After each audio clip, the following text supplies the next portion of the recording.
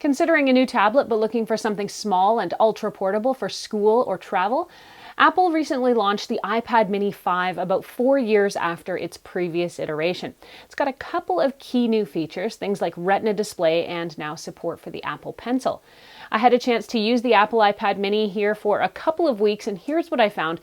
An early heads up: if you end up liking this video and finding it helpful, please hit that like button and consider subscribing, since it does help pay the old grocery bill. So, what is new with Apple's iPad mini 5? If you're brand new to Apple tablets, be warned, I'm not going to get too deep here into what the iPads can and can't do and some of the specifics and specs. I'm going to focus more on what sets this device apart from the previous iPad mini. Suffice to say, the iPad lets you watch YouTube or Apple TV. You can use email, surf the web, download apps, shop, edit documents, get Apple Instant Messages. You can also draw, paint, or create, or update your daily calendar and read daily news and magazines with something like Apple News. You can also get personal digital assistant help from Siri. Apple's new iPad mini 5 has a vibrant 2048 by 1536 7.9-inch Retina display that is definitely sharp, clear, vibrant, and detailed. The colors are natural, the text is sharp, and overall it's a joy to read on or to watch videos. This new Mini has a display technology that uses Apple's True Tone. This technology has sensors that measure the ambient light color and brightness, and it'll automatically adjust its display based on your specific lighting conditions in order to make the screen look natural and easily readable. I can definitely say the screen is easy on the eyes and nice to look at, and as it should be, you really won't notice the shifting. The device will just adapt to your environment. Another new addition to the Apple iPad mini is that it's now compatible with Apple's first generation Apple Pencil.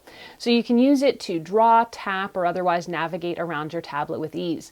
Of course, the Pencil is definitely designed for folks working and playing on their iPads and using apps like Sketchbook, UMake, and Lightroom. That's definitely going to be a breeze with this handy tool. I'm still not sold on using a stylus with my tablet. I personally don't like the way the Pencil feels on the glass screen, but I definitely get how much more precision it gives you to operate. If you want to watch videos or listen to music, old school by the way, Apple has kept the 3.5mm jack despite all the talk about it becoming obsolete. And speaking of design elements, the iPad mini 5 retains its wide bezels, which is a bit of a surprise given the way tablets are going these days. The tablet is just 6.1mm thick, though the top bezels are huge, very much the same design as the iPad Pro. The apple doesn't fall far from the tree here. The iPad mini gets the Apple A12 Bionic chip, something which is being used in the latest Apple flagship phones like the new iPhone XS, the XS Max, and the iPhone XR. Apple says it's going to deliver 3 times the performance and 9 times faster graphics than its predecessor. Since I haven't tried a mini before, I can't compare it, but I can say this tablet is definitely blazingly fast.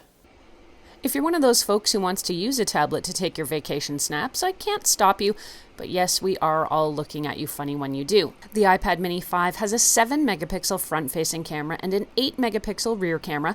This could come as a disappointment to some expecting Apple to take it up to the next level. Even so, if you want to take shots with your iPad mini, the photos will look great. I did take a few photos just to see how the camera looks, and it's quite good. Though I'd probably only use the camera on here as a last resort, it's nice to see it has one and it's good quality. All right, now to security. Apple is definitely considered one of the world's most secure brands. So with the addition of Touch ID, or the fingerprint scanner to you and me, we've got security taken to the next level with this device. Although there's no Face ID in the iPad mini yet, this is a step in the right direction and another item checked off the wish list for Apple fans. For me, the fingerprint scanner has always worked really well and quickly, and it's a joy to have it here on the iPad mini 5. I really love having a tablet on hand, particularly when I'm traveling. At home, I use it to look up recipes, read the news over coffee in the morning, and look things up constantly. It's also easier on the eyes for marathon online shopping sessions thanks to its bigger screen.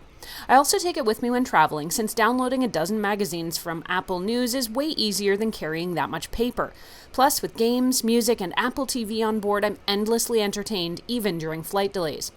While I really do like doing all my reading on the iPad Pro, it is considerably heavier than the Mini, and there's something to be said for this featherweight option, particularly when it's in your carry-on or purse. Overall, the Apple iPad Mini 5 has everything a tablet should have, and at a lower price point than something like the iPad Pros. Overall, I personally really like Apple tablets and find them to be very fast, responsive, infinitely portable and great for travel, and really just a great extension of my iPhone. I can definitely recommend the Apple iPad Mini 5 if you're looking for a more compact Apple tablet. When it comes to price, the 64GB version starts at about $399 US, and that's about $529 Canadian. The 256GB version starts at $549 US, and that translates into about $729 Canadian dollars. If you want to read more about the Apple iPad Mini or some other Apple tips and tricks, head over to techgadgetscanada.com where I've got a full write-up. Thanks so much for watching this video. If you liked it, please hit that like button and consider subscribing, since it does help me keep making more videos that I hope everyone out there can watch, enjoy, and learn from. I'm Erin. You can catch me on Twitter or Instagram until the next time. I'm at ErinLYYC.